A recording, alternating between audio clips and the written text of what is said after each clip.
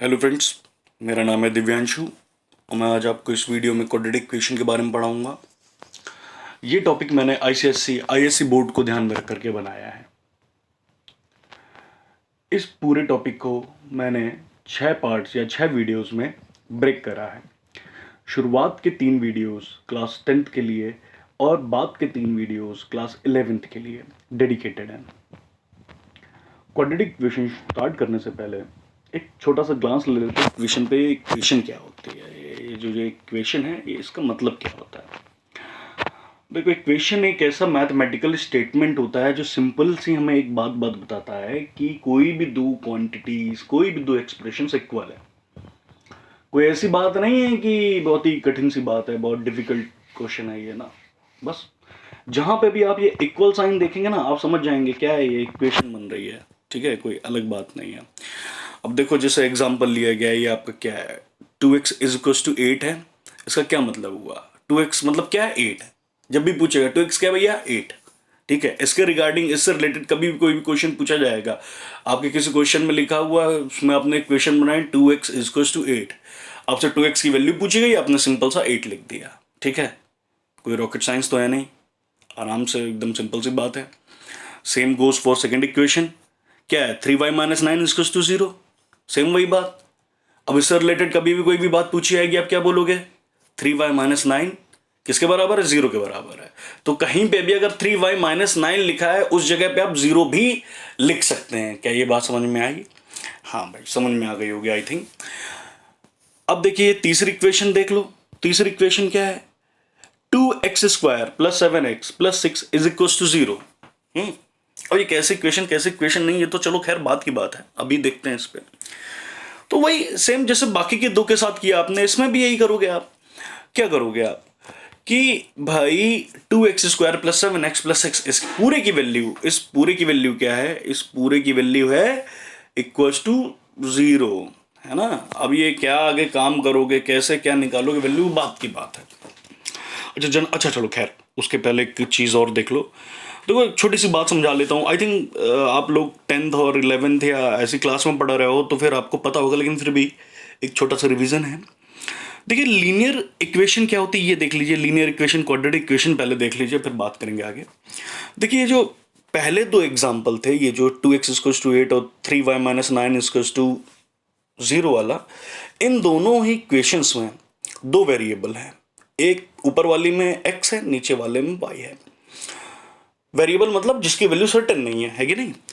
अब 2x equals to 8 है।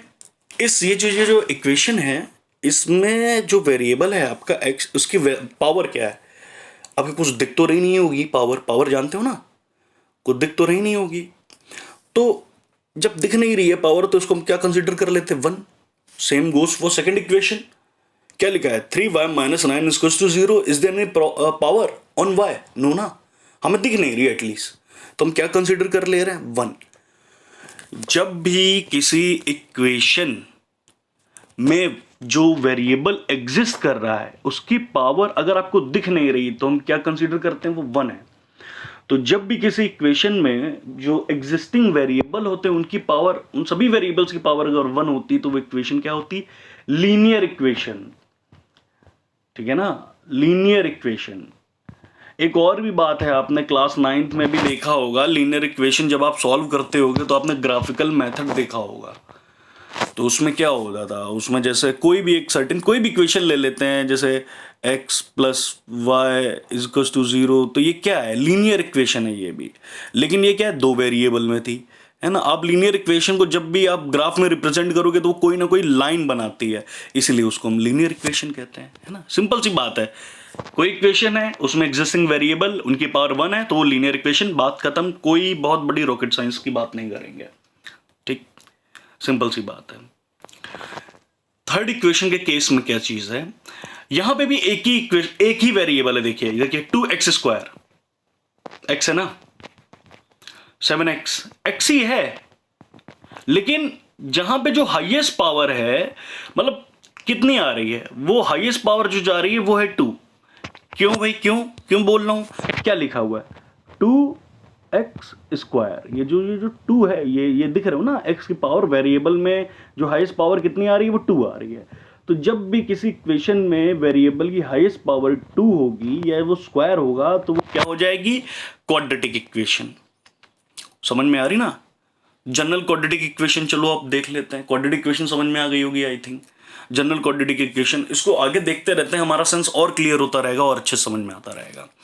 देखो जनरल क्वाड्रेटिक इक्वेशन, जब भी कोई इक्वेशन इस फॉर्मेट में लिखी होगी, क्या है, A X square plus B X plus C equals to 0, तो हम उसे क्या बोलेंगे, जनरल क्वाड्रेटिक इक्वेशन। ठीक है, इस इक्वेशन को जरा हम, ये जो हमारा थर्ड एग्जांपल था ना, ये वाला, इससे कंपेयर करो। देखो A X square 2x square plus 7x bx plus 6c equals to 0। ये बात समझ में आ गई, कोई टेंशन वाली बात तो है नहीं। ठीक है, अच्छा जनरल क्वाड्रेटिक इक्वेशन वापस आते हैं इस पे। A B C are known numbers. देखो भैया इसी एग्जांपल, ये जो ऊपर वाला एग्जांपल था ना, इसी में देख लो, ए बी सी, ए की जगह क्या है 2 है, बी की जगह 7 है ना, सी यानी कॉन्स्टेंट 6 है, कोई बात नहीं, समझ में आ गया होगा। तो आप देख के समझ में आ रहा होगा, A X square plus B X plus C equals to 0 में ए बी सी कोई भी नॉन नंबर होंगे, ऐसे नंबर जो हम लोगों ने देखे हैं अभी तक में, बचपन से लेकर आज तक पढ़े होंगे। और A does not equals to 0 means A जो है 0 के इक्वल नहीं होगा। याद रखना ये बात, ठीक है, इसको भूलने वाली बात नहीं। क्यों? क्योंकि अगर ए 0 हो गया भाई, अगर ए 0 हो गया तो क्या बचेगा, ए 0 हो जाएगा तो ए 0 का एक्स स्क्वायर से मल्टीप्लीकेशन होगा तो वो तो 0 हो जाएगा, तो क्या बचा रह जाएगा आपका सिंपल सा क्या बचेगा, B X plus C equals to 0। तो ये तो लीनियर इक्वेशन कन्वर्ट हो गई ना यार, है कि नहीं। तो लीनियर इक्वेशन नहीं, हम पढ़ रहे हैं क्वाड्रेटिक इक्वेशन, और क्वाड्रेटिक इक्वेशन पढ़ रहे हैं तो सिंपल से याद रखिए अब बात, क्वाड्रेटिक इक्वेशन की जो जनरल फॉर्म होती है वो ये होती है, A X square plus B X plus C, और क्या बोलेंगे हम, ए मस्ट नॉट बोलना चाहिए एक्चुअली में, नॉट इक्वल्स टू 0। ये नोट कर लेना, लिख लेना, याद कर लेना, जो भी आपको अच्छा लगे। ठीक है, and A X is unknown variable, obviously यही है ना, जब A B C known numbers हैं तो एक्स अननोन वेरिएबल है, उसी की बात करेंगे। चलो खैर, नेक्स्ट बात है, नेक्स्ट टॉपिक हमारा रूट्स है ना, रूट्स या वैल्यू ऑफ वेरिएबल। भाई रूट्स या वैल्यू ऑफ वेरिएबल क्या होता है। देखो यार, इस पूरी टॉपिक को स्टार्ट करने के पहले एक बहुत ही छोटी सी बात डिस्कस कर लेते हैं। देखो वापस से आते हैं हम अपने ऊपर एग्जांपल में, इस एग्जांपल में आते हैं क्योंकि छोटा इजी लगेगा। क्या लिखा हुआ है, 2x इक्वल्स टू 8 लिखा हुआ है ना। अगर इस इक्वेशन को आप जब देखते हो और आपसे मैं आके पूछूं कि बताओ इसमें जो वेरिएबल है उसकी वैल्यू क्या होगी, या मैं आपसे ये कह सकता हूं, आपने सुना होगा, आपसे टीचर्स ने बोला होगा, है ना, आप खुद भी यूज करते होगे कि solve this equation, solve this equation. तो आओ इस इक्वेशन को सॉल्व करते हैं, या इस वेरिएबल की वैल्यू फाइंड आउट करते हैं। किस वेरिएबल की, इसकी है एक्स की, कैसे फाइंड आउट करो। क्या लिखा है, लिखा है 2x इज इक्वल्स टू 8, यही तो लिखा है। अब ये 2 क्या हो रहा है, x से मल्टीप्लाई हो रहा है। अब इस 2 को राइट साइड में भेजोगे। इक्वेशन सॉल्व करने का फंडा यही होता है कि जो अननोन चीजें होती हैं, जो अननोन वेरिएबल होते हैं, उन्हें हम एक तरफ रख लेते हैं और जितने नोन होते हैं उनको दूसरी तरफ भेज देते हैं। अब इस पूरी इक्वेशन के केस में अगर बात करी जाए तो 2 भी एक डिजिट है, एक नंबर है, हमें नोन है, 8 भी एक डिजिट है, एक नंबर है, हमें नोन है। ठीक है, सॉल्व कैसे किया, अब लिखा हमने x, 2x से मल्टीप्लाई हो रहा था, 8 ये था इधर, ये तो एज इट इज है। अब ये जब इधर चला जाएगा तो ये 8 को डिवाइड करेगा ना भाई, है कि नहीं, ये सिंपल से इसका डिडक्ट कर देगा। अब क्या, 2 4 जा 8, है कि नहीं, 2 4 जा 8, तो x की वैल्यू क्या आ जाएगी, 4। ये बात समझ में आई, सिंपल सी बात थी। वैसे ही जब हम क्वाड्रेटिक इक्वेशन की बात करते हैं, ठीक है ना, वैसे ही जब हम क्वाड्रेटिक इक्वेशन की बात करते हैं तो जब क्वाड्रेटिक इक्वेशन को सॉल्व करते हैं, किसी इक्वेशन को सॉल्व करने का मतलब क्या हुआ, किसी इक्वेशन को सॉल्व करने का सिंपल सा मतलब यह हुआ कि उसमें जो वेरिएबल है उसकी वैल्यू फाइंड आउट करना। पहली बात, इक्वेशन को फिर से रिपीट कर रहा हूं, अपनी बात ध्यान से सुनना। किसी इक्वेशन को सॉल्व करने का मतलब यह होता है कि हमने उसमें जो वेरिएबल एग्जिस्ट कर रहा है, जो वेरिएबल उसकी वैल्यू फाइंड आउट करी है। जैसे पहली इक्वेशन जे वाली जो अभी निकाली थी, सिंपल सी थी, कह रहे हो कि सर ने एकदम सिंपल सी इक्वेशन उठाई है। हाँ भाई, समझाना है ना। 2x इक्वल्स टू 8, जब इसको सॉल्व किया तो हमने क्या किया, सॉल्व किया मतलब क्या निकाला, हमने निकाली x की वैल्यू जो आई हमारी, x इक्वल टू 4, x बराबर 4, यही तो आई थी ना वैल्यू, है कि नहीं। तो एक वैल्यू आई थी इस केस में, तो जो लीनियर इक्वेशन होगी उसमें वेरिएबल की पावर 1 है, इसलिए उसकी वैल्यू 1 कोई आएगी। इस केस में क्या आई है, इस केस में आई 4। अब मान लो इस इक्वेशन को सॉल्व करते तो क्या आती भैया, 3y माइनस 9 इक्वल टू 0 है। फिर वही फंडा अपनाओ, नोन को एक तरफ कर दो, अननोन को एक तरफ कर दो। तो इस पूरी प्रोसेस में आप क्या लिखोगे भैया, ये 3y है, 3y लिखा रहने दो अभी, ये -9 है, ये अकेला है, इसमें कोई वेरिएबल नहीं, तो उसको राइट साइड भेज दो। हमने राइट साइड भेज दिया। अब ये 9 0 से प्लस हो जाएगा तो 9 आएगा, ठीक है। अब क्या है, 3y इक्वल्स टू 9, तो 3 क्या हो रहा है, y से मल्टीप्लाई हो रहा है, और वो है 9।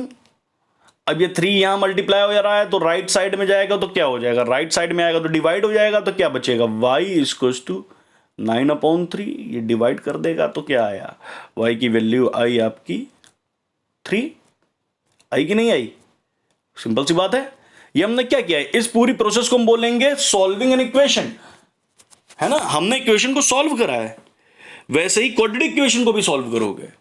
चूंकि क्वाड्रेटिक इक्वेशन की हाईएस्ट पावर 2 होती है, क्वाड्रेटिक इक्वेशन की डिग्री 2 होती है। अभी मैंने यही थोड़ी देर पहले बोला था क्वाड्रेटिक इक्वेशन क्या है ना, ये क्वाड्रेटिक इक्वेशन की जनरल फॉर्म है, ये जो है क्वाड्रेटिक इक्वेशन की जनरल फॉर्म है।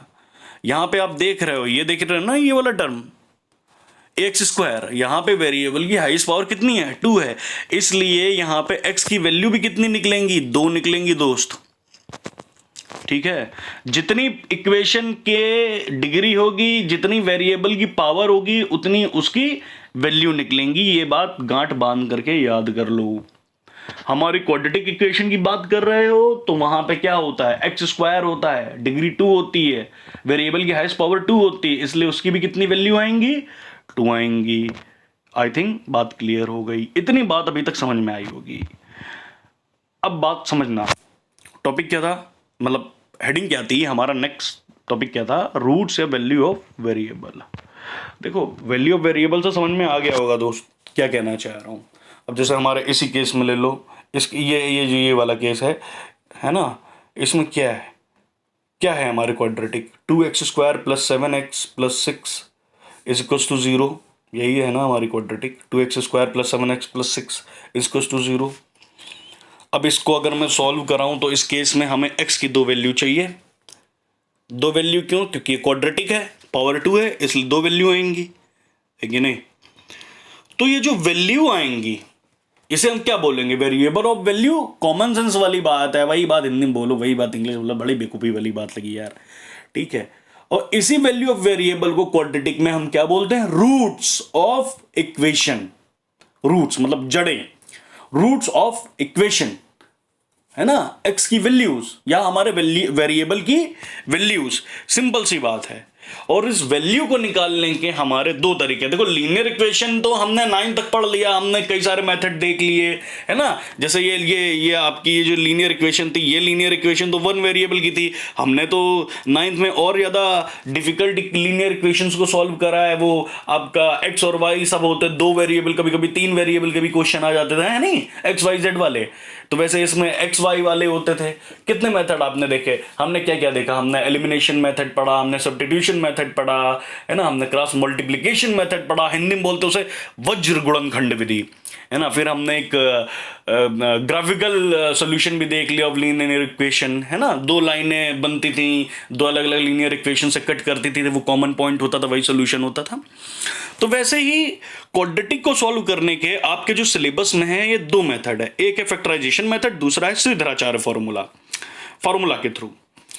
तो आइए पहले जो पहला मेथड है उसको देख लेते हैं। ये क्या कर रहे हैं, ये हम पढ़ रहे हैं कि हम अपने क्वाड्रेटिक इक्वेशन को कैसे सॉल्व करेंगे, ठीक है। बहुत ही इंपॉर्टेंट बात बताने वाला हूं, बहुत ही ध्यान से सुनिएगा, बहुत ही ध्यान से समझिएगा, ओके।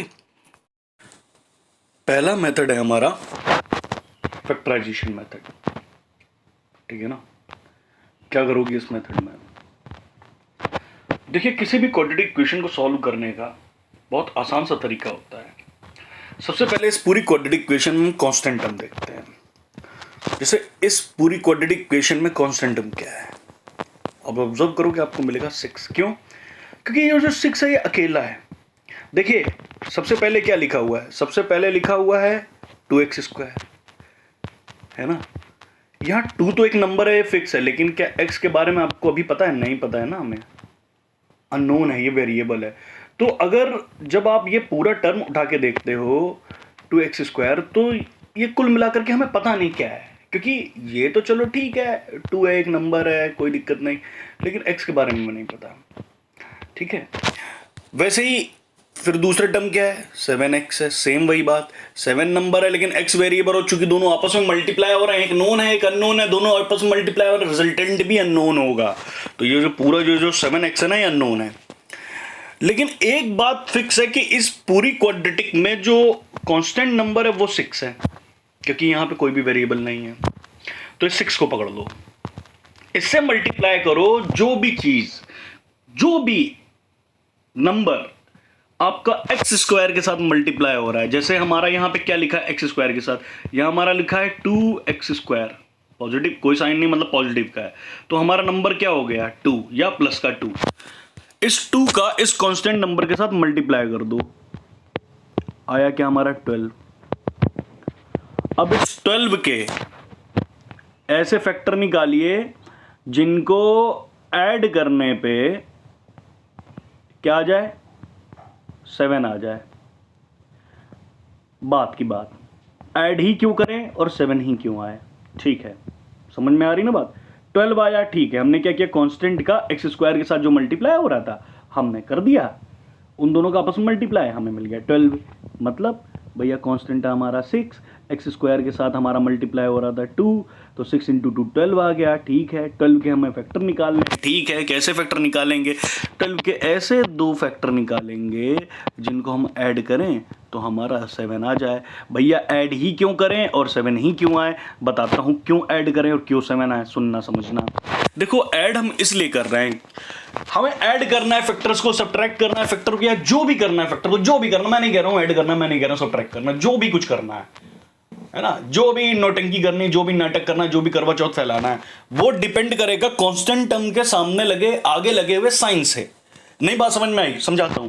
देखो एक कांस्टेंट टर्म क्या है, हमारे क्वाड्रेटिक इक्वेशन में 6 है, अभी थोड़ी देर पहले बात हुई थी, है कि नहीं, 6 है, 6 के आगे क्या लगा हुआ है, प्लस लगा हुआ है ना। तो इस इक्वेशन में चूंकि 6 के आगे प्लस लगा हुआ है, तो हमें जब फैक्टर निकालेंगे तो उनको हम क्या करेंगे, ऐड करेंगे। ठीक है ना, 2x² प्लस 7x प्लस 6 = 0 में कांस्टेंट टर्म के आगे लगा है प्लस, इसलिए हमें फैक्टर को करना पड़ेगा प्लस, यानी ऐड। ठीक है ना, ये बात कोई बहुत बड़ा रहस्य नहीं है दोस्त, कि इसे आप क्वेश्चन ऑफ मिलेनियम समझ लो। भैया मैं ऐसा कुछ नहीं कह रहा हूं कि कटप्पा ने बाहुबली को क्यों मारा, एक बहुत सिंपल सी बात बता रहा हूं। ठीक है ना, कांस्टेंट टर्म के आगे लगा है प्लस, इसीलिए जो भी फैक्टर आएंगे दो, उन्हें हम क्या करेंगे, प्लस, यानी ऐड। समझ में आई बात? इसलिए 12 के 2 फैक्टर निकालोगे, उन्हें हम करेंगे ऐड। ठीक है, और इक्वल टू में 7 ही क्यों चाहिए, 7 हमें इसलिए चाहिए, केवल और केवल इसलिए चाहिए क्योंकि जो हमारा, देखिए हमने x² वाले की बात कर ली है, 2 उठा लिया हमने, कांस्टेंट की बात कर ली। ठीक है यार, सॉल्व कर रहे हो, इसको अकेला छोड़ दो क्या, ये 7x है तुम्हारा, इसने किसी का क्या बिगाड़ा है, कौन किसी घर की भैंस चुरा के भाग गया है, जिंदा है ना, इसलिए। समझ में आई ना बात? इसलिए 12 के हमें ऐसे फैक्टर बनाने हैं जिन्हें ऐड करने पे हमें क्या मिले, 7 मिले।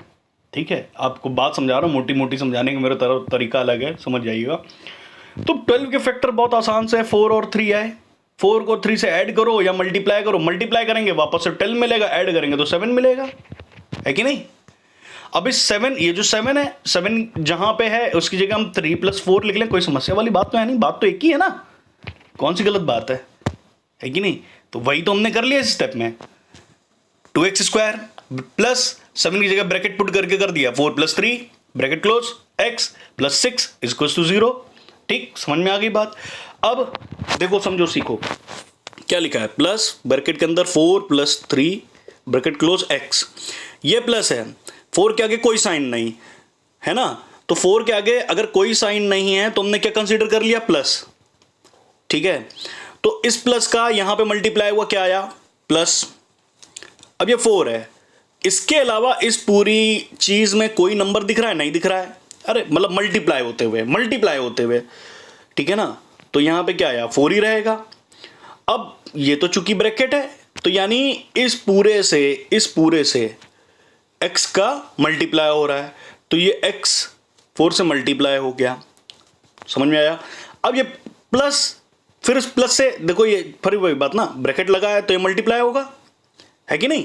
ये प्लस इस प्लस से मल्टीप्लाई हो जाएगा, प्लस 3x। बात समझ में आ गई, ठीक है ना। नहीं आई है तो दोबारा रिमाइंड करके देखिएगा। पूरा ऐसे लिख लिया, 2x² plus 4x plus 3x plus 6 equals to 0। ठीक है, अब देखिए क्या हो गया। जो हमारी क्वाड्रेटिक थी, जो फाइनल जिसके पॉलिनोमियल में 3 टर्म थे, अभी क्या हो गया, हमारी क्वाड्रेटिक इसको हमने 4 टर्म में डिवाइड कर दिया। तो देखिए 4 टर्म आ रहे हैं। इसमें शुरुआत के 2 टर्म उठाते, कौन से, 2x² प्लस 4x। इन दोनों में से क्या चीजें कॉमन ली जा सकती हैं। एक तो ये 2 कॉमन लिया जा सकता है, क्योंकि 2 यहां पे भी है, 4 क्या मतलब हुआ, 2 × 2, तो 2 कॉमन ले लिया। फिर यहां पे क्या, x², ये x है, x² मतलब x × x, तो ये भी कॉमन ले लिया, ये दोनों में एग्जिस्ट कर रहे हैं। तो यहां पे क्या बचा, 2 चला गया, खत्म हो गया, वो तो कुछ बचा ही नहीं, सब लूट लिया हमने उसका। ये x² यानी x × x, जिसका एक x हम भगा ले गए, ये एक ही x बचा, है ना। फिर प्लस साइन, अब ये 4 है, 4 मतलब 2 × 2, एक 2 तो ले गए, उसको भुखमरा कर दिया भाई, 2 ही बचा और x तो खत्म ही हो गया ना। तो क्या लिख सकते हैं, 2x इन ब्रैकेट x + 2 लिख सकते हो। तो वही तो मैंने भी लिखा, कौन सा और अलग सा अपराध कर रहा हूं। ठीक है, फिर बाकी के 2 टर्म क्या बचे हैं, बाकी के 2 बचे हैं 3x + 6। इन दोनों से क्या कॉमन लोगे भैया, इन दोनों में एक ही चीज कॉमन हो रही है, प्लस का साइन और 3, क्योंकि ये भी तो पॉजिटिव है ना, तभी तो प्लस लिख दिया यार। अरे हटा दो भाई, अगर इतनी दिक्कत हो रही है तो हटा देंगे। 3x + 6 है, 3 कॉमन ले लिया, x यहाँ 6 मतलब 3 × 2, 3 गायब हो गया, 2 बचा, यही तो बचा रह गया, कोई प्रॉब्लम। तो देखिए क्या आया, ये देखिए, ये इसको फाइनली ऐसे लिख लिया हमने, 2x इन ब्रैकेट x + 2 + 3 इन ब्रैकेट x + 2। तो ये देखिए, ये जो इसके ठीक ऊपर वाले टर्म में, ये देखिए 4 पार्ट्स में था, अभी क्या 2 पार्ट्स में बचा। 2 एक पहला पार्ट ये है, दूसरा पार्ट ये है। इन दोनों पार्ट से क्या कॉमन ले सकते हो, इन दोनों पार्ट से हम x + 2 कॉमन ले सकते हैं कि नहीं ले सकते हैं। यहाँ पे भी इस पूरे में क्या, एक मिनट सुनो, मैं अलग अलग लिख दे रहा हूँ तो थोड़ा ज़्यादा अच्छे समझ में आएगा। 2x ब्रैकेट के अंदर x + 2 में ये जो x + 2 है, ये 3x + 2 इसमें भी तो है। तो इन दोनों में ही जब ये पूरा है तो हम क्या कर सकते हैं भाई, हमने x + 2 कॉमन ले लिया, बचा क्या, यहां पे 2x रह जाएगा, लिख दिया, फिर ये प्लस रह जाएगा, लिख दिया, फिर क्या बचा रह गया, ये 3 लिख दिया। तो हमारे 2 फैक्टर बन गए, एक क्या बना x + 2, एक क्या बना 2x + 3। ये दोनों किसके, 0 के बराबर हैं। 0 जरूर लिखना दोस्त, वरना इक्वेशन नहीं रहेगी। क्या बता, इक्वेशन मतलब इक्वल साइन, हमेशा याद रखिए, इक्वल होगा ही होगा, एक तरफ कर लीजिए 0, ठीक है, याद रखना। अब देखो यहां तक आने के बाद हम लगाते हैं जीरो प्रोडक्ट रूल। देखो यार, जीरो प्रोडक्ट रूल क्या होता है, जीरो प्रोडक्ट रूल हमें यह बताता है कि कोई भी 2 नंबर का अगर मल्टीप्लिकेशन 0 आ रहा है, तो या तो वो दोनों नंबर 0 होंगे या उनमें से कोई भी एक 0 होगा, दोनों नंबर 0 होंगे। ठीक है, जो भी है समझ लो आप, आपकी मर्जी, आपको जैसा समझना है। यहाँ पे जीरो प्रोडक्ट रूल पुट करा, तो पहला फैक्टर आपका क्या आया था, x + 2, हमने मान लिया ये 0 के बराबर है, तो व्हेन x + 2 = 0, तो क्या मिला, 2 को उधर भेज दोगे, x बराबर -2 आ गया। समझ में आ गई बात। फिर व्हेन 2x + 3 = 0, फिर क्या हुआ, 2x + 3 = 0, तो भाई 3 को उधर भेजोगे आएगा -3, फिर ये 2x से मल्टीप्लाई हो रहा है, तो क्या हो गया, x बराबर -3/2। समझ में आई बात है कि नहीं, कोई गलत बात तो बोली नहीं। तो यहां पे 2 वैल्यू आ गई हमारी x की, एक आई -2, यार जब माइनस का नंबर यूज करा करो ना तो ब्रैकेट लगा लिया करो, थोड़ा इजी रह जाता है, और एक आ गई -3/2, ये कॉमा है, समझ लेना। क्या बोला था थोड़ी देर पहले, क्वाड्रेटिक इक्वेशन है तो जो हमारा वेरिएबल होगा उसकी दो वैल्यू आएंगी। यहाँ पे भी दो ही वैल्यू आई है, कौन सा कोई अलग टाइप की चीज़ निकाल दी मैंने, ठीक है नहीं। एक और एग्जांपल है, इसे भी देख लो, सीख लो, समझ में आ जाएगा। क्वाड्रेटिक इक्वेशन है हमारी X square minus 3x minus 10 equal to 0। कैसे करेंगे? कांस्टेंट टर्म क्या है हमारा? 10 है, ठीक है, और एक्स स्क्वायर के साथ किसका मल्टीप्लाई हो रहा है? किसी का नहीं हो रहा है, तो मतलब 1 का हो रहा है। तो क्या आया हमारे पास? 10, ठीक है। Step by step, constant term 10, x square के साथ किसी का मल्टीप्लाई हो रहा है? 1 का। तो पहले तो इनका मल्टीप्लिकेशन फाइंड आउट किया, क्या आया? 10, ठीक है, समझ में आया? फिर से बोलूं, कांस्टेंट टर्म क्या है हमारा? 10, एक्स स्क्वायर के साथ किसका मल्टीप्लाई हो रहा है? हमें दिख किसी का नहीं रहा है, तो मतलब किसका हो रहा है? 1 का। तो 1 इंटू 10 क्या आ गया हमारा? 10, ठीक है। अब इस 10 के हमें ऐसे दो फैक्टर निकालने हैं जिन्हें सब्ट्रैक्ट करने पे क्या आ जाए? 5 आए। सब्ट्रैक्ट ही क्यों करेंगे? सब्ट्रैक्ट ही इसलिए करेंगे क्योंकि हमारा जो कांस्टेंट टर्म है उसके आगे क्या लगा हुआ है? माइनस। देखो कांस्टेंट टर्म क्या लिखा हुआ है? लिखा हुआ है -10 इक्वल टू 0, ऐसे कुछ है ना, इसके आगे कुछ लिखा हुआ है, ये ऐसे लिखा है ना। तो ये 10 के आगे क्या लगा हुआ है? ये माइनस लगा हुआ है ना। तो इसलिए ये जो 10 जो हमने निकाला था, इसके दो फैक्टर आपस में क्या करेंगे? सब्ट्रैक्ट करेंगे, माइनस होंगे। और ये 5 ही क्यों आएगा? ये 5 ही इसलिए आएगा क्योंकि देखो x के साथ किसका मल्टीप्लाई हो रहा है? 5 का, ठीक है। तो 10 के ऐसे कौन से फैक्टर होंगे?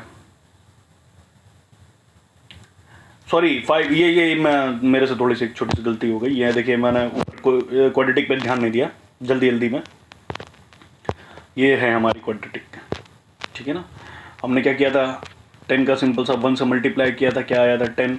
अब बात समझिए, 10 के ऐसे दो फैक्टर निकालने थे जिन्हें सब्ट्रैक्ट करने पे यार x से 3 का हो रहा है मल्टीप्लाई, सॉरी x से 3 का मल्टीप्लाई, 3 आ जाए, ठीक है ना, 3 आ जाए, ओके। कैसे आएगा 3? ये माइनस क्यों साइन आया ये आपको समझ में आ गया होगा आई थिंक। और ये 3 क्यों आ रहा है? क्योंकि ये x के साथ है, बचा वो वही बच रहा है, केवल 3 में एक्स स्क्वायर के बगल वाले का हो गया काम, जिसका भी एक्स स्क्वायर से मल्टीप्लाई कर रहे थे।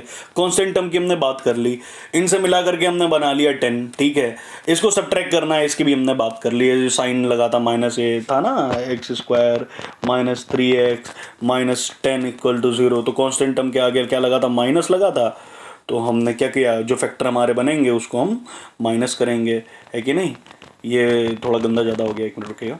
हाँ, माइनस करेंगे, तो जब माइनस करेंगे तो हमें क्या मिलना चाहिए? 3। क्यों? क्योंकि x के साथ क्या है? 3। तो 10 के ऐसे दो फैक्टर क्या होते हैं? 5 और 2। 5 2 ज़ा 10 और 5 में से 2 गया, क्या बचेगा? 3। कैसे लिखोगे? X square as it is, minus का साइन, 3x के पहले माइनस था, वही माइनस लिखा रखा है, कोई दिक्कत नहीं।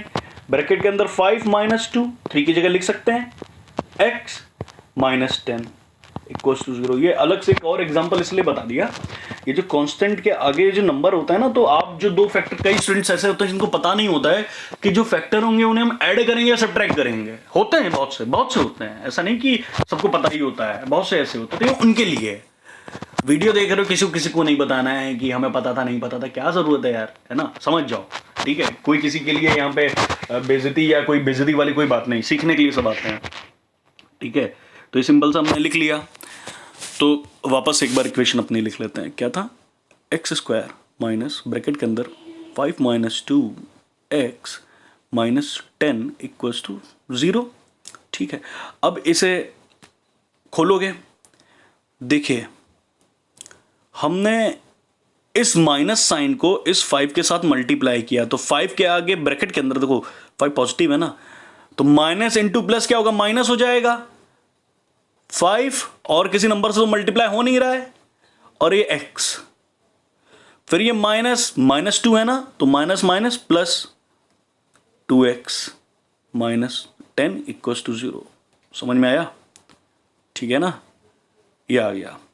अब देखो इन दोनों से क्या कॉमन ले लिया? x कॉमन ले लिया, क्या बचा? x माइनस 5, ठीक है। फिर इन दोनों से क्या कॉमन ले लिया? प्लस का 2 कॉमन ले लिया, ठीक है। क्या बचा? x माइनस 5, ठीक है। अब ये पूरा इसमें डिस्ट्रीब्यूट हो गया, x in bracket x minus 5 bracket close plus 2 in bracket x minus 5 is equals to 0। अब इस पूरे से हमें क्या कॉमन मिल रहा है, x माइनस 5 मिल रहा है, आगे वाले टर्म में भी है पीछे वाले टर्म में भी है, तो क्या बचा रह गया भैया, x बचा रह गया प्लस का 2 बचा रह गया इक्वल्स टू 0। तो हमारे क्या आ गया फैक्टर भाई, हमारा आ गया x minus 5 into X plus 2 equals to 0। When by zero product rule, when x minus 5 equals to 0 तो x की वैल्यू 5 आएगी, और when x plus 2 equals to 0 x की वैल्यू माइनस 2 आएगी। अगेन चूंकि क्वाड्रेटिक इक्वेशन है इसलिए हमारे कितनी वैल्यूज आएंगी वेरिएबल की, 2। इन वैल्यूज को हम क्या बोलते हैं, रूट्स ऑफ इक्वेशन। क्या इतनी बात समझ में आई? ठीक है, आगे बढ़ते हैं, बात करते हैं डिस्क्रिमिनेंट या नेचर ऑफ रूट्स की। ये सर आपने कुछ नया ही बता दिया। देखो जो लोग पढ़ चुके हैं ना उनके लिए तो ठीक है, कभी ना कभी। वैसे आईसीएसई बोर्ड्स की बात करें तो एमएल अग्रवाल क्लास 8th में उसमें भी क्वाड्रेटिक एक्सप्रेशन है, आपको थोड़ी सी उसके बारे में नॉलेज मिल जाती है। लेकिन फिर भी अगर कोई भी रेंडमली ऐसे व्यक्ति बैठा हुआ है, कोई भी इंसान बैठा है, ऐसे बोलो डिस्क्रिमिनेंट, तो सामने वाला क्या सोचेगा, आए बाएं सा कुछ भी, कुछ हो गया सर को, कुछ लेके आए हैं, कुछ अनोखी चीज कर ली इन्होंने, क्या डिस्क्रिमिनेंट नेचर ऑफ रूट्स का है। नेचर आदमी का नेचर इंसान समझ नहीं पा रहा, रूट्स का नेचर क्या, जड़ खोद के निकालोगे? नहीं नहीं नहीं मेरे भाई, ऐसा कुछ नहीं करना, ठंडे रखो, आराम से समझो, आराम समझ में आएगा, है कि नहीं। देखिए रूट्स के बारे में आपको पता चल चुका है, रूट्स क्या होते हैं। रूट्स मतलब सिंपल सी बात, वेरिएबल की वैल्यूज, ठीक है ना। क्वाड्रेटिक 2 वैल्यू आएंगी, उन्हीं को हम कहते हैं रूट्स, ठीक है। डिस्क्रिमिनेंट क्या होता है, देखिए डिस्क्रिमिनेंट एक सिंपल सी वैल्यू होती है, बस सिंपल सी बात। डिस्क्रिमिनेंट एक न्यूमेरिकल वैल्यू होती है, ओके। और ये न्यूमेरिकल वैल्यू हमें ये बताती है कि हमारे रूट्स हैं कैसे। सर मतलब घंटा नहीं समझ में आ रहा, बताइए जरा, फिर से बताता हूं, फिर से बताऊंगा, बिल्कुल समझा बताऊंगा। सबसे पहली बात तो डिस्क्रिमिनेंट एक वैल्यू होती है, ठीक है सर, हमने मान लिया, हमने डाइजेस्ट कर लिया कि डिस्क्रिमिनेंट एक वैल्यू होती है।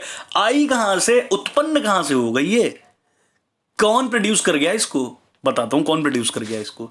जैसे हमने श्रीधराचार्य फॉर्मूला देखा, हम बचपन से आते चले आ रहे हैं, बहुत सारी चीजों की फॉर्मूलास देखते चले आ रहे हैं, तो वैसे डिस्क्रिमिनेंट एक चीज बना दी गई, एक उसका एक फॉर्मूला दे दिया गया। क्या, डिस्क्रिमिनेंट को कैपिटल डी से आप डिनोट करते हो, इसका फॉर्मूला होता है b² माइनस 4ac। लो अब एक चीज झिल नहीं रही थी, b² माइनस 4ac, ये क्या हो गया, बताता हूं क्या हो गया। ये b² माइनस 4ac तब आपको मिलेगा जब आप जनरल क्वाड्रेटिक इक्वेशन से कंपेयर करोगे। जनरल क्वाड्रेटिक इक्वेशन याद करिए क्या थी, ax² plus bx plus c equals to 0। तो ये abc उसी के हिस्सा है, ठीक है ना। d की वैल्यू क्या, आप पहले क्या करिए, कॉपी उठाइए, पेंसिल पेन कुछ भी उठाइए, d equals to b² minus 4ac लिख लीजिए, ठीक है। वैल्यू पुट करिए सारी जो भी आ रही है वो। अच्छा चलो ठीक है, अभी क्या करते हैं, अभी थ्योरी देख लेना, फिर आपको ये नीचे एग्जांपल मैंने ले रखा है, इसमें हर एक चीज समझा दूंगा, ठीक है। देखो अभी बस इतनी बात समझो, बस इतनी बात समझना। डी क्या है, डी एक सिंपल सी वैल्यू होती है, नहीं और क्या करती है ये वैल्यू जो आती है ये बताती है हमें रूट्स के बारे में, ये चीज याद कर लो अभी, ठीक है। डी क्या है, डी एक सिंपल सी वैल्यू है, डिस्क्रिमिनेंट एक वैल्यू है जो हमें बताती है रूट्स के बारे में, ठीक है। क्या बताती, कैसे बताती, डी का फॉर्मूला क्या है, डी यानी डिस्क्रिमिनेंट का फॉर्मूला है b² minus 4ac, b² minus 4ac, ठीक है। क्या है, d is equal to b² minus 4ac, बस इतना लिखा। अगर इस फॉर्मूले की हेल्प से d की वैल्यू 0 से बड़ी आएगी, कोई भी पॉजिटिव नंबर आएगा, तो हम क्या बोलेंगे, जो रूट्स होंगे वो होंगे हमारे रियल और अनइक्वल या डिस्टिंक्ट। मतलब देखिए क्वाड्रेटिक इक्वेशन में कितने रूट्स आते हैं, 2 रूट्स आते हैं। क्वाड्रेटिक इक्वेशन मतलब 2 वैल्यूज आती हैं, वो रियल होंगी। कोई नंबर रियल क्या होता है, किसी भी नंबर को हम जब स्क्वायर करते हैं तो पॉजिटिव नंबर मिलता है, उसे हम रियल नंबर कहते हैं। जैसे सर नहीं समझ में आया, 2 का स्क्वायर करो क्या आएगा 4, माइनस 2 का स्क्वायर करो तब भी क्या आएगा 4। जिन भी नंबर का आप स्क्वायर करते हो और कोई भी पॉजिटिव नंबर मिल गया हमें, वो वैल्यू रियल है, बात खत्म हो गई, है कि नहीं। सर सारे ही वैल्यूज होती हैं रियल? नहीं नहीं नहीं नहीं होती, अनरियल होती है। पढ़ोगे पढ़ोगे। 10th वाले तो पढ़ेंगे बहुत अच्छे से। 11th वाले जो 11th में आ चुके हैं या जो कर चुके हैं उन्हें तो पता होगा, लेकिन अभी 10th वाले जो है पढ़ेंगे क्या होती है इमेजिनरी नंबर्स। ठीक है, ऐसे नंबर जिनको स्क्वायर करने पे पॉजिटिव वैल्यू मिलती है उन्हें हम क्या बोलते हैं? रियल। ऐसे नंबर जिनको स्क्वायर करने पे हमें पॉजिटिव वैल्यू मिलेगी वो होते हैं रियल। ठीक है, तो रूट्स रियल होंगे। जैसे वही हमारी इक्वेशन थी, कौन सी इक्वेशन थी, क्या था, एक्स स्क्वायर, यही थी ना शायद, -3x -10 = 0, यही थी ना। इसके दो रूट्स आए थे, एक आया था 5 और एक आया था -2। ठीक है, अब आपने क्या किया, अब आपने 5 का स्क्वायर किया, क्या आया, 25। पॉजिटिव आ रहा है कि नहीं आ रहा है? और -2 का भी स्क्वायर कर लो, 4, ये भी पॉजिटिव आ रहा है। लो अब क्या कर लोगे, है ना। तो रूट्स रियल है और अलग अलग होंगे, डिस्टिंक्ट होंगे। अब जैसे इसी जो इक्वेशन मैंने लिखी थी, क्या क्या आए थे, 5 और -2 एक ही है क्या? एक दिख रहे हैं? नहीं है ना, घंटा नहीं है। एक है 5, एक है -2, दोनों बहुत अलग है। ठीक है, अगर हमारे डिस्क्रिमिनेंट जिसका फॉर्मूला b² - 4ac है, इसकी वैल्यू समहाउ 0 आ जाए, आ गई तो क्या कर लोगे भाई, आ गई तो क्या होगा, तब भी रूट्स हमारे रियल ही होंगे दोस्त। रियल मतलब समझ गए ना, वो नंबर जिसको स्क्वायर करने पे हमें पॉजिटिव वैल्यू मिले, तब भी रूट्स हमारे रियल होंगे और वो इक्वल भी हो जाएंगे। मतलब कोई भी क्वाड्रेटिक इक्वेशन हो सकती है, उसकी दोनों वैल्यूज सेम होंगी। मान लिया जैसे कोई भी ले लो, कोई भी समझ लेंगे हम। जैसे मान लीजिए एक हमारा कोई क्वाड्रेटिक, अब वैसे क्या बता दूं, मान लीजिए किसी क्वाड्रेटिक इक्वेशन की दो वैल्यू बनी 2 और 2, दोनों रूट सेम आ गया, 2 भी सेम 2 भी, दोनों सेम ही हो गया ना, है कि नहीं। अच्छा, तीसरी कंडीशन क्या, अगर हमारे डिस्क्रिमिनेंट की वैल्यू 0 से छोटी समहाउ नेगेटिव आ जाए, मतलब b² - 4ac अगर हम सॉल्व करें और वो नेगेटिव आ जाए, b² छोटा हो जाए -4ac से, तो हमारे रूट्स इमेजिनरी होंगे। इमेजिनरी मतलब क्या, रियल नंबर तो मैंने बता दिया। अनरियल या इमेजिनरी नंबर क्या होते हैं? इमेजिनरी नंबर वो होते हैं जिनको जब हम, इमेजिनरी नंबर वो होते हैं अगर हम इनको स्क्वायर करें तो वैल्यू हमारी निगेटिव आए। सर ये कैसे पॉसिबल है? बिल्कुल पॉसिबल है, मौका बैठा तो देखेंगे। ठीक है, अभी जब ये 3 वीडियो जो 10th के डेडिकेटेड है, उसके बाद जब 4th वीडियो से जब मैं क्लास 11th को क्वाड्रेटिक पढ़ाऊंगा इसी के आगे, तो आप देखोगे मैं किसकी बात कर रहा था। ठीक है, तो 10th वाले भी अगर आपको ज़्यादा लग रहा है कि नहीं हम तो चाणक्य बनेंगे, तो आप चाहे तो देख सकते हैं, हालांकि जल जाएगा। ठीक है, अब मर्जी आपकी है, अब देखो, है ना।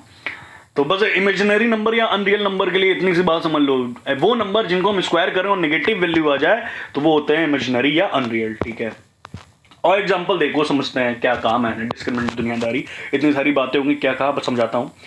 देखिए, एक बोल रहा है, find the nature of the roots of the equation 6x² - 14x + 1 = 0 if real root exist, find them.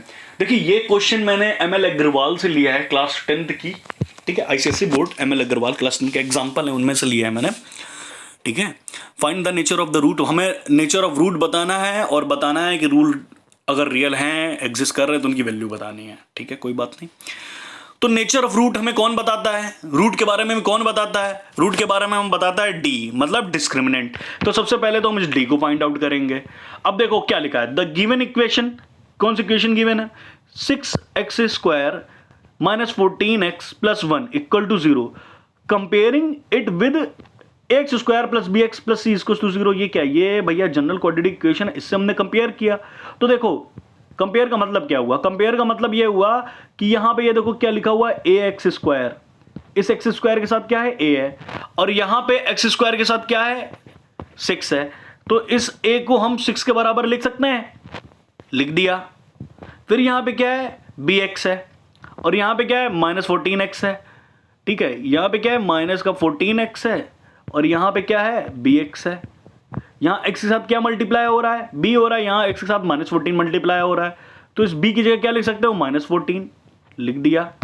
ठीक है, वहां कांस्टेंट टर्म क्या है, c है, यहां पे कांस्टेंट टर्म 1 है, तो ये देखिए a = 6, b = -14, c = 1। ठीक है, कंपेयर करेंगे तब ये वैल्यूज आई।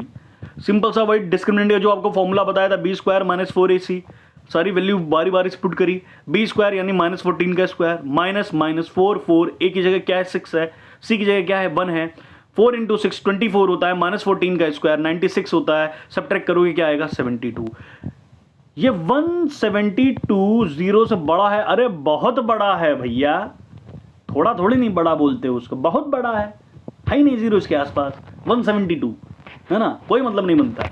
तो जो d है अल्टीमेटली वो बड़ा है जीरो से। और ध्यान करिए जब डिस्क्रिमिनेंट बता रहा था मैं, तो ये देखिए क्या लिखा हुआ है, अगर d की वैल्यू जीरो से बड़ी आएगी तो रूट्स हमारे रियल होंगे और अनइक्वल होंगे, तो इस इक्वेशन के भी रूट्स रियल होंगे और अनइक्वल होंगे, सिंपल सी बात है, ठीक है। Hence the given equation has two distinct real roots, the roots of the equation by, अब सिंपल सा भाई जो श्रीधराचार्य फॉर्मूला आपने सीखा था ना वो लगा दिया मैंने, क्या x equals to minus B, ये देखिए ये फॉर्मूला लिखा है आपका, x equals to minus B plus minus whole under root of B square minus 4ac whole upon 2a, b की जगह क्या रखा माइनस 14, माइनस साइन बाहर रखा, माइनस इन ब्रैकेट माइनस, मतलब सॉरी b की जगह हमने लिखा minus 14 plus minus in bracket of sorry whole under root of minus 14 का होल स्क्वायर माइनस 4 इंटू 6, ये तो मैं पता है 172 आता है, 14 plus minus under root of 172 upon 12, क्यों, क्योंकि 6 इंटू 2 हो गया, नीचे 2a था ना।